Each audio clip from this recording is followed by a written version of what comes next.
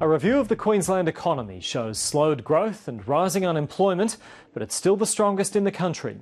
The Treasurer says he's committed to delivering a surplus next year, despite a $1 billion write-down in revenue. Louisa Rebgetz reports. It's not the Christmas present the Treasurer was hoping for. Today's report is sobering reading. It does reflect the fact that we are in challenging economic times. Falling coal prices and the timing of federal disaster payments has wiped almost $1 billion of forecast revenue.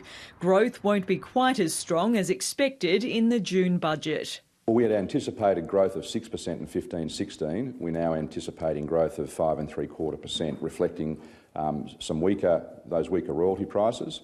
Obviously, we're still in a drought. So agricultural exports are down. When you rely on resources, unfortunately you rely on a very cyclical commodity or a very cyclical revenue source. The deficit has blown out by more than $570 million to $2.84 billion.